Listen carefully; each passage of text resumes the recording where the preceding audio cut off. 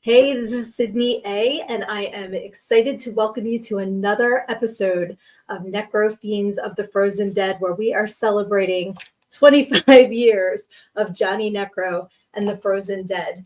And I am super excited to welcome Dustin Hausner with us tonight, and I cannot wait to talk to him about turkeys and toxie and trauma. So let's dig in. Welcome. Hello there, Sydney. How are you? Wonderful. Thank you so much for meeting with me today. An absolute pleasure. Happy to be here. Thank you. And as we were talking beforehand, I want to thank you again for your patience. We were having a little bit of difficulties here. So hopefully the technology will not go out on me and we can just have an awesome conversation. Hey, we're talking Traumaville, so as long as we don't have any sewage issues, as long as we don't have any explosions or any car things, then we're all set. I'm all good. So excellent. That is so awesome. Thank you so much again for joining me. And as I've been doing, I want to hear how you're connected to Johnny. How did you first meet Johnny Necro? And I hear you're a newer reader like myself.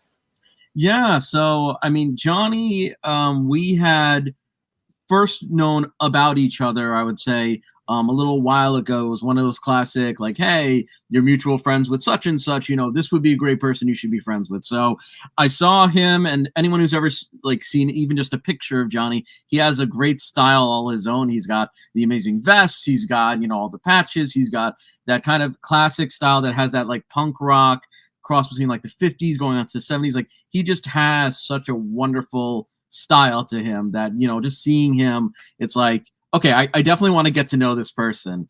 And slowly as I started to, see his stuff, of course I saw the comic stuff with the, Frozen Dead.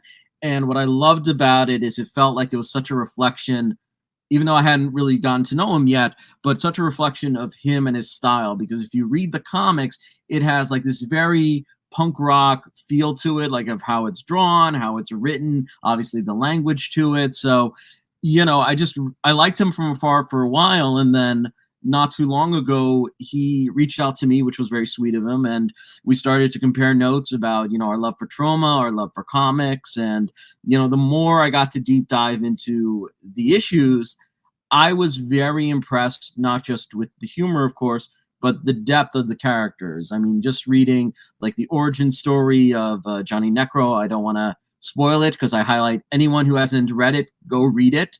But there's a beautiful emotional moment in his storytelling with a letter. There is a wonderful comic where it's Bret Hart talking about the afterlife and, finally getting there, and the question of loss, and then the feeling of, is this really it? Is this really what hell is? Did I get gypped? Like, just he is able to, in a few short bits, have such emotional depth of character. And, to me, there's an easy reason, if you read the comics, why this has lasted 25 years. I mean, it's just beautifully done. That's awesome. I was actually looking for Bret so we could show off Bret Hart. I love it. And one of the really cool things about Johnny is he has made all of the past issues available so for free on his social media. So this is his link tree if you want to go check out and catch up with the story, because it's 25 years, it's a long story going on. But I knew exactly when you said the letter, I was like, oh yeah, exactly what you were talking about. So, and again, I don't want to spoil anything because it's a little bit of a spoiler, but it's not that it's like this Shakespearean written. It's a very simple, hits you at the heartstrings note. And again, it only means so much because of how well he does the story structure to get you into that headspace, that when you read it, it just does that for you. So he's done a wonderful job. And, I look forward to, knock on wood, the next 25 years of, what he does with the comics. He does such a great job. I'm hoping for that too, because it's so smart. It's not just like a peripheral story. It goes deep between, you get the heart tugging, but then the puns and the pop culture references. Like, there's so much to it and so many layers. And I always joke with them that, well, when you didn't know what you were doing, well, let's go to another timeline then, and we can just start over again. So it's really, really cool. And I love that you're into that universe too. But you mentioned you guys are both into trauma. So for those at home that might not know what trauma is, if you could explain. Well, I'm going to try not to rehash because I'm hoping you, the audience member, have been watching the prior episodes, which are excellent. And if you haven't, please do so. But Trauma is short for Trauma Entertainment. It's been around for 50 years now, celebrating 50 years. It's an independent film company and independent, very strong eye because they really do fundraise for themselves. That you can see in some of the films, and I say this with love, the shoestring budgets they were working with. You see the power of the different action sequences, the character. Some of it gets reused quite a bit. I was referencing a car crash earlier. There's a very famous Trauma joke about a specific car sequence that Lloyd loves so much he's used it on several of his films, which is a great treat for the fans. And but it's a lot of work. There's one of my favorite Trauma films is Poultrygeist Night of the Chicken Dead. I'm very excited to be seeing it at Traumathon 2024, which is going to be in Pennsylvania. It's going to be a drive-in movie theater. It's going to be at the end of July. You can look up to find out more information. But they have, for the Trauma Now app, which is also available, it goes into the behind-the-scenes features, and these people literally camped out at like a old church. They go through water issues. They go through, like, if you want to do a Trauma film, it's a lot of dedication, a lot of hard work, and you can tell from the films how much love and how much was put into them. So I think there's a reason it's lasted 50 years. Absolutely. If I'm not mistaken, I think there's a picture of you with, is it Uncle Lloyd in here? Uncle Lloydie, yep. This was this past Halloween. Uncle Lloydie, one of the many people being Toxie, and then of course Lisa Gale, who's a Trauma legend. She's been in a ton of films, so I had the opportunity of doing my Turkeyman at it, so that was a lot of fun. But no, Trauma is a giant family. It doesn't matter if you were been a lifelong fan of Trauma. It doesn't matter if you saw your first film recently and just started getting into it. Trauma is a very welcome family of misfits and weirdos and people who just want to have entertaining and crazy films. So it's a beautiful thing. And on top of that, it's only $4.99 a month, and your first month is free. And the list of titles, like, it just goes on and on and on and on and on. And you talk about bang for your buck for $5 a month. It's incredible. It's fantastic because you get the classic Trauma stuff by Lloyd Kaufman and his team. You get other independent films that they have picked up over the years. And what I love the most is you get films from acolytes, kind of like Roger Corman. He famously has a ton of people who were very famous who worked on his films first and then became bigger. I would say Lloyd has a very similar effect. Two people I love is Liam Reagan and Mercedes the Muse, if you're familiar with them. But Liam Reagan, he did My Bloody Banjo and recently Eating Ms. Campbell, both excellent films from Refused Films. You can also watch My Bloody Banjo on Trauma Now. For Eating Ms. Campbell right now, you can only get it on a special artistic Blu-ray from Refused Films. And the other one, Mercedes the Muse, she's done tons of films, Honor Killing, she's done Divide and Conquer, Hellfire. They're all very pro-feminist movies, and kind of like a feeling of Quentin Tarantino, Old West. The woman was wronged and then she came back with a vengeance, but it's very empowering, very interesting. So what I like about Trauma is they also have so many acolytes who have come out of the woodwork and have done these amazing films. Awesome. And a couple of those titles I saw in this little montage that I put together of photos that you sent me. So I want to play this now because I think it came out pretty good. Oh, I would love to. Enjoy. Thank you. Yep. First, there you go. I like the ha. Oh yeah, I'll explain that one in a bit. He was a good trooper. And Toxie in the tutu cracks me up. Oh no, it's especially the different tutus from the different ones is just hilarious. I like how is Turkeyman, is that the correct character name, is always drinking something. I'm like, cheers to Turkeyman. Turkeyman has had it a little rough, so Turkeyman enjoys a green cocktail just as so do I every once in a while. Well, cheers to you, my friends. Cheers, Mine is not green, but it is vodka. So this is cheers. Only from the best water landfill in Tromaville, so I only there you go. But It looks like what I just scrubbed out of my pool this afternoon. So give us, excuse me, give us Turkeyman's backstory. Sure. So I've been doing promos and things for Trauma for several years. There's a long list of great people who've been doing it in different capacities. The two I would say I've done is I've done Toxie several times. I jokingly say he's the Jewish Toxie because, as Aaron said, he was the Texas Toxie. Everyone kind of has their own like little differentiation of their version of Toxie. To me, the hallmark, there he is with Hanukkah sweater. I've done a couple of Hanukkah, Passover, Jewish promos and posts on behalf of Trauma. So I love the mask, is fantastic. Thank you. That was through Trick or Treat, a wonderful company that did a bunch of Toxie masks. They're also doing, I know, from a few of Toxic Crusader masks. So if anyone's interested, you can go to their website. They do a lot of wonderful Halloween masks. I would say to me, the biggest, like the Toxie in my mind and Sarah are James T. Mills and Lisa Busta Bus. For those who don't know, they were recently at the last drive-in, the series. They both appeared as Toxie and Sarah. They've been traveling with Lloyd for a number of years now, and they just are so spot on in their characters. It's really inspiring. But for me, I decided to be Jewish Toxie because obviously I am Jewish, very proud of that. And, Lloyd wanted some kind of like more Jewishy features because they do a lot of Christmas and things like that. So I was happy to do that. And as for Turkeyman, I have to thank Mike Fink, who's involved with Trauma, because I originally offered the idea after watching Dolphin Man versus Turkeyman, which is a short you can watch on YouTube or Trauma Now, directed and written by John Brennan, who is the creator of Turkeyman. So I give him full credit on that. And in the short, something happens to the original Turkeyman. So I've kind of come in and been like kind of Turkeyman II, where I've done a bunch of promos as Turkeyman. I'm currently working on a film, Killer Cox, that we'll talk about briefly, where I'm going to be Turkeyman. And I have a couple of other projects I'm working on. And basically, he wears a turkey mask.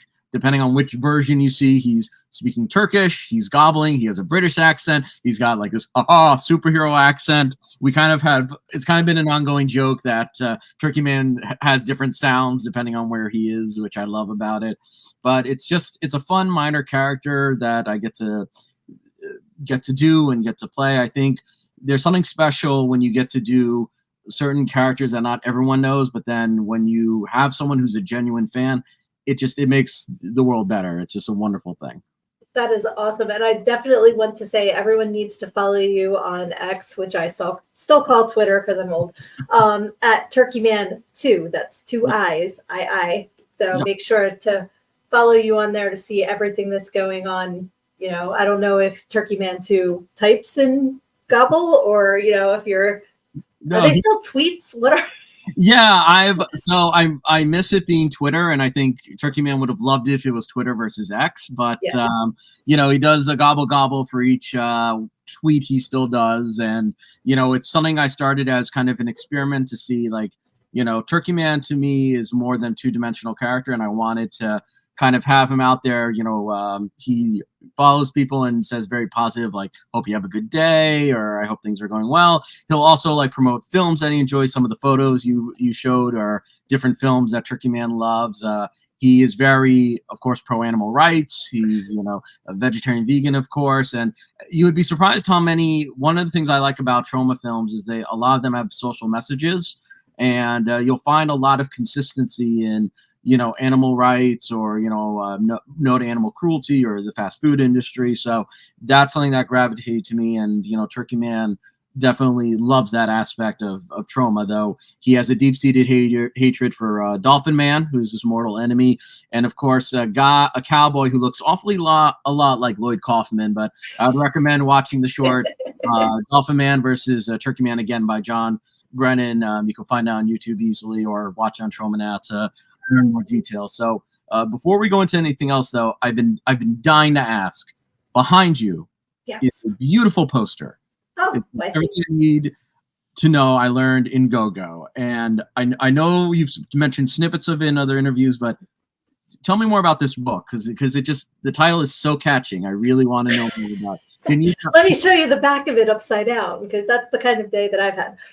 So, yes, so it took me 4 years, and I wrote its memoir, personal development, humor, self-help, all mixed in one little package. So this is everything I need to know I learned in Go-Go, how a preacher's daughter pole danced her way to finding her true self.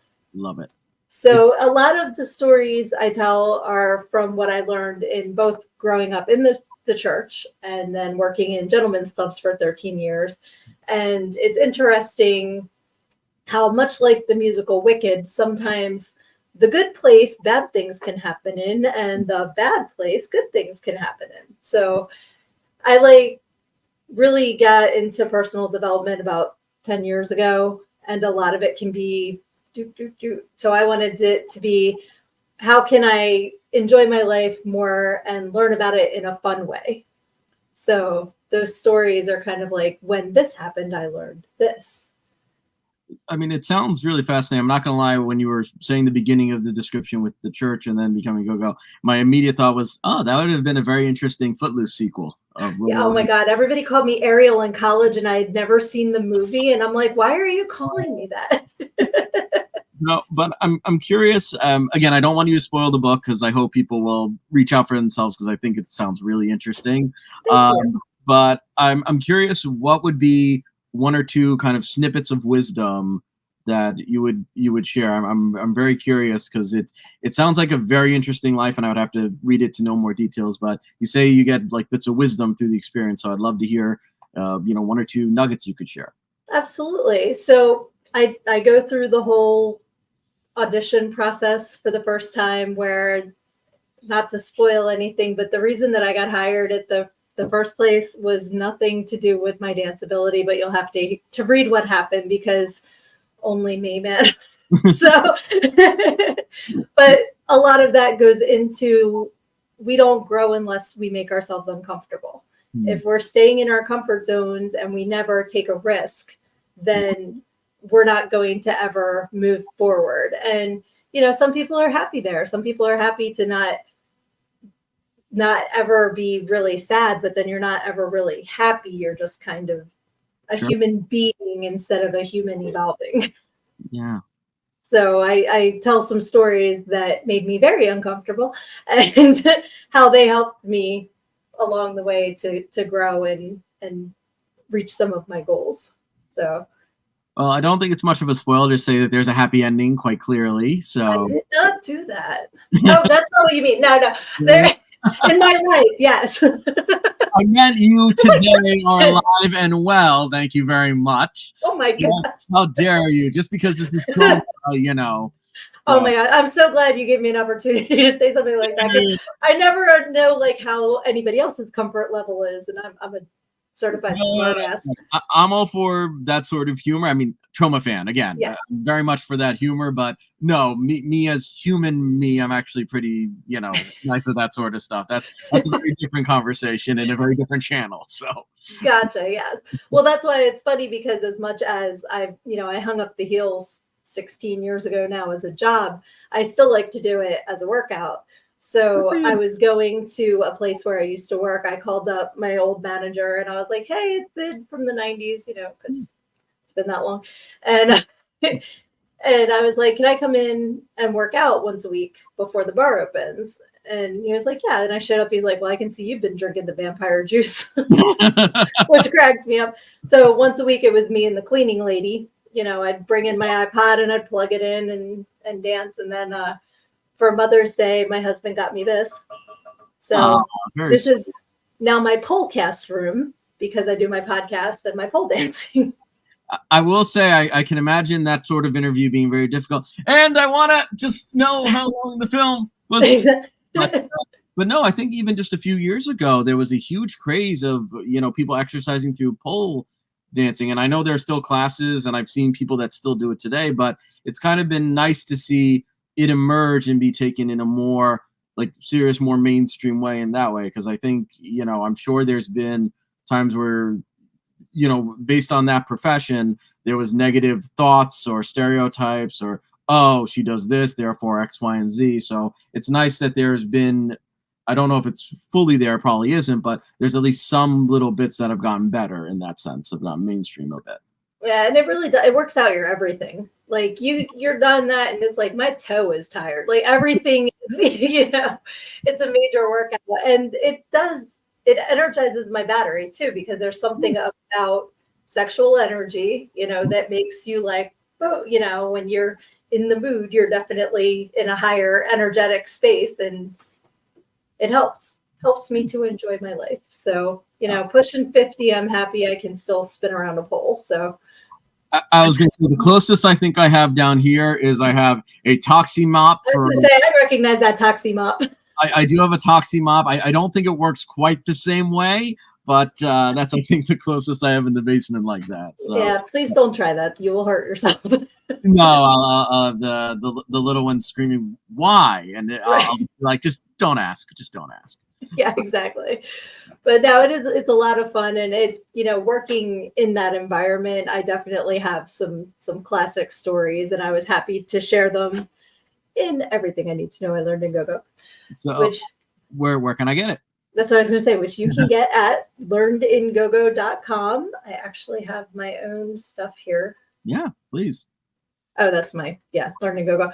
But it's learnedingogo.com, and it is available on ebook, both Kindle and non-Kindle ebook and paperback. And if you get a personalized signed copy, I will write you a personalized message. You also get a free bookmark, a free compilation playlist of the songs I mentioned in the book a lot, as well as songs I still use now, and free shipping in the US of A.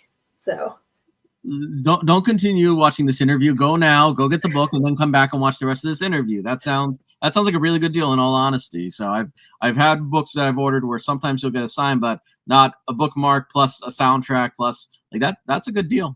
Thank you. I'm so excited that you asked. Thank you so much. That's I think a bit of a trauma thing too, is we want to see everyone succeed. I see the poster and it's like, oh, what's this? Oh, you're doing that? Great. We should all be supportive of that. And I think even just, and I alluded to it earlier and we talked about it, before we started, but Killer Cox is a movie that has such an interesting cast of character. There it is. I love that. I love it. When you thought it was safe to go back in the coop. I love it. I love it. It's magnificent, but it's such an array of casting characters. I know some have been announced. I don't want to spoil the rest of it, but there's a lot of fun cameos in it. And it's just a fun movie. That's what I love. You laugh at the name, you look at the poster, and it's like, okay, what the heck is going on? Yeah. And I know there's some stuff being worked on behind the scenes for some promos coming up and other things, so you'll get some taste of what's happening soon. So I hope you'll stay tuned, or maybe one of us will come back and talk about it a little bit. But I would love that. But it's. I think one of the things that's great about a trauma film is you get, more times than not, you get great directors and writers that are passionate about the project. They figure out creative ways to do it. They attract the people who want to make the film. It's not, people who are like, well, I'll do it for, this many 1,000 million, whatever. It's these people who it's like, look, I think you're creative and interesting. I'm doing this film. I think you'd be great in it. Can we make this happen? And more times than not, you'll get those amazing people. So I think that's the beauty of Trauma versus some of the other, I won't say names, but there are other independent entities like that, where it's either about the one person, or it's about specific product lines, or it's about, if you love Trauma, it's always about the story, and it's always about the characters and the special effects. There's nothing quite like a Trauma film with special effects. It's just the funniest, most ridiculous stuff in the world. It's a beautifully amazing. That is awesome. And I'm so happy that Johnny introduced me to this world. And I told him, I'm like, it's something I didn't know I was missing. And now that I'm getting to know more about it, I'm like, why didn't I know about this sooner? It's amazing. And I always say this in every episode, but when the tide comes in, all ships rise. So when we all help each other out, we all rise together. And that's the vibe that I've gotten from every one of you that I have talked to. And everyone connected with Johnny seems to have that same mindset. And it's just such a healthy, wonderful place to be, Yeah, which is funny to say about horror movies and gore and everything, but mentally it's like a healthy family atmosphere where everybody helps each other out. But it's funny because you mentioned horror films, and so many of the greats were independent and by a dedicated director with a dedicated cast, and a lot of times the issues come from the production company or from the different marketing teams or from like all these different odds and ends where usually it's that. And there's a ton of horror documentaries out there, but one thing I love is how they highlight how so many people involved in horror are actually huge nonviolent pacifists, are sweet, they give to charity, like you said, you see horror, but it's all about the safe scare, it's about the entertainment, it's about the fun. And what I like about Trauma is, yes, there are horror elements to some of the films depending on which one you're watching, but it's about the fun, it's about like you being inside the joke of this is supposed to be entertaining and silly, and if you happen to laugh and cry, that's a beautiful, wonderful thing. And I mentioned several films by some of my favorites, but you really can't go wrong with any of them. If you look up Liam Reagan, Mercedes the Muse, obviously Lloyd Kaufman films, even pre-Toxic Avenger, where his stuff was more old school comedy of the era, they're still fantastic. They're still very funny. It's just a fun tone, and it's a great environment. And like with anything, there's always going to be people who want to be like the person, but for the most part, Trauma people I found have been nothing but supportive and want to see independent projects come through and just make it work to the best way possible.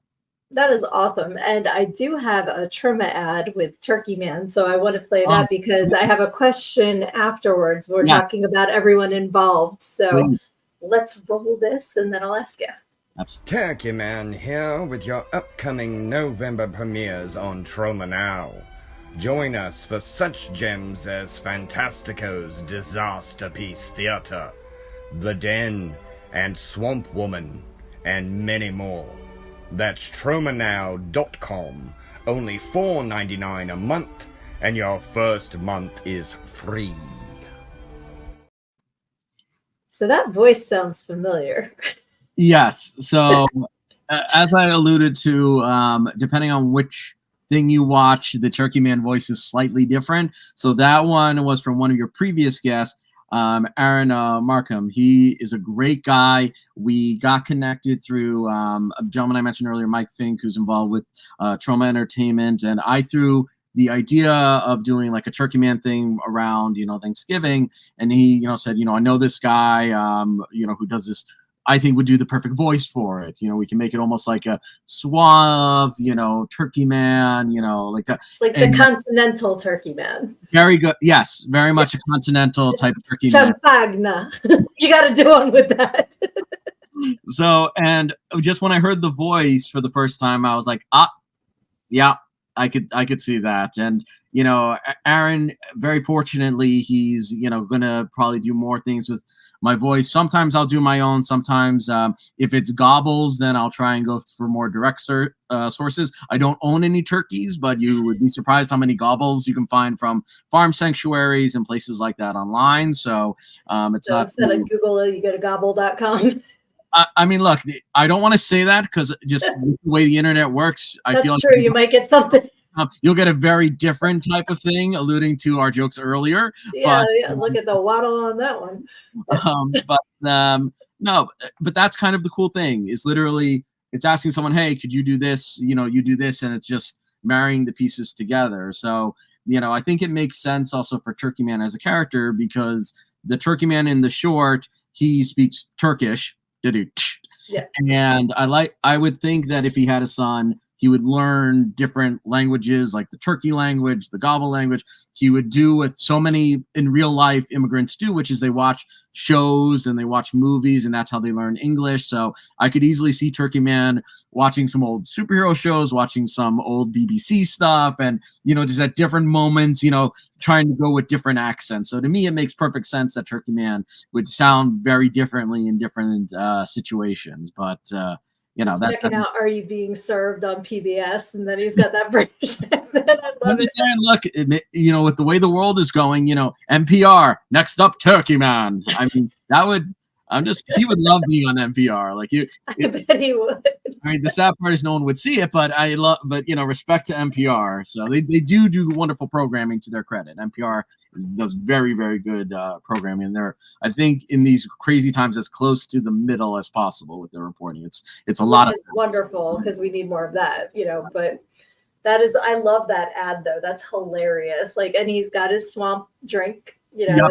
I love that. Yes. No, it's a classic. I mean, there's definitely elements to trauma films that, carry on to other trauma films. So, obviously, Toxie had the sewage incident, radioactive stuff. So, the green stuff is very classic. So, I mean, this was obviously very easy to make, but it's just kind of an easy, like, carry on thing as a nod to trauma fans. And I think anytime when you watch a trauma film, or someone who loves trauma, when someone puts a poster in the room, or, kind of the Easter egg concept, but way more niche, where most of you are like, oh, what is that? But if you're a trauma fan, you know immediately.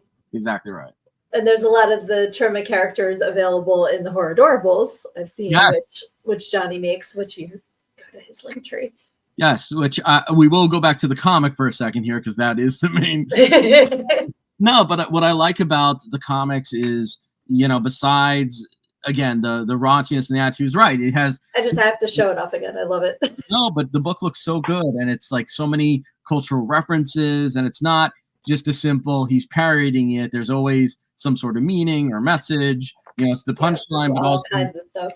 But also, what's deeper within that. And I think that's the cool thing about his comics is, yes, they're very funny. Like, they're very enjoyable. They have that punk rock, humor to them, which I love about it. But they do have certain ones that they've done. I know they did something revolving COVID not too long ago, which was very emotional. I know he's done stuff on harder subjects, which I think the nice part of when it's done in a book like this is, you'll read like a Spider-Man, you'll read a Superman, and it's like, oh, no, really, they're going to, talk about it. But because it's a mainstream comic, it will only take it a certain way. Right. Whereas I feel like the freedom of going independent is it's your voice. You're going to say it the way you think creatively makes the most sense. And if the fans follow it, great. And if they don't, it's your book. So you get to kind of make that decision. So I also kind of respect it, because I know for me, I have a few independents in the back library. I should have grabbed one before the interview, but there was a guy by the name of Shalom Man. It was a Jewish comic book. This guy wrote it and used to go to synagogues and just sell the issues. And for many years, that was his thing. And then there was another gentleman a couple of years ago who started his own Jewish superhero and kind of started to do like a crossover special with that independent book. And he does it every few years. So what I love about the independent ones is it's just such freedom. You have freedom of creativity, freedom to talk about what you want. And again, to me, if you start reading it, it makes sense why it lasts 25 years, which is, of course, an incredible accomplishment. Absolutely. And like, I was just thinking what you were saying about the independent comic creators is this is Johnny's voice, like with Superman, with Spider-Man, which are amazing. You have a group of writers, you have a company creating the story, where the comics you just mentioned, that is the creator's voice and story. So it's definitely a lot more personal. Yeah. And I think that's and it definitely comes across to me. It comes across very clearly that this is a particular thought perspective. It's meant to be funny, entertaining, but for the times that he wants to be serious, he'll be serious. For the times he just wants you to read it and just be entertained, that's the goal. And I think the evolution that he's done with that has just occurred so naturally in the books that you can really pick it up and just get right on it. It's not one of those, oh, well, you have to start in issue 1 in order to appreciate issue 75. Like, you can just jump right in and be pretty satisfied with the story. Yep. And like we said earlier, you can get it on his social media for free. So definitely follow. There's Random Insanity Productions. He has Frozen Dead. There's, Johnny Necro. There's he's one of the few people that has more social media than I do, which is so go to the link tree, because I can't remember. I mean, between the comics, his music, his just beautiful persona of just who he is. I mean, he has that flair to him, which I think is wonderful, and it draws people in, and that's what you hope for is, when you have these type of projects, to be someone, and Lloyd does it very well, as if anyone has ever met Lloyd Kaufman, and if you're able to, I hope you can, if you haven't, but he has that charm that, you know, pulls you in. And you know, shout out to Lloyd, because he remembers his fans in a really scary, like, he'll remember the name and then suddenly say, oh, Traumathon 1992. Like, he just has that. Wow. Like, I don't want to make it sound like he does it every time 100%, because you know, Lloyd deserves a break. He's allowed to, you know, but no, but I've seen him in action, and he'll remember fans who've come out several times. You know, he'll remember some of the things he, you know, signed. Like, he has that love and appreciation. And I think that's the cool thing about independence, is because you literally rely so much on the fans that you appreciate it more than, you know, if you hear all the time of some Hollywood celebrities, you meet them and they're total, you know, they have a bit of an ego, and, you know, it's like, you know, I make whatever millions of dollars, and no matter what I say or do, people are going to see my movie anyway. So, you know, because Right. so fudge you. But, you know, it's people like Lloyd, it's people like Johnny, and it's others who, you know, they appreciate the fans, but at the same time, they won't compromise their beliefs in their artwork just to appease what they think the fans want. And I greatly respect that. Yep. And that's why Troma has been around for 50 years and Johnny Necro has been around for 25 years, because they love their community that has gotten them there. So Absolutely. that is really cool. Well, thank you so much for chatting with me. This is awesome. And I want everybody to follow you on Twitter X.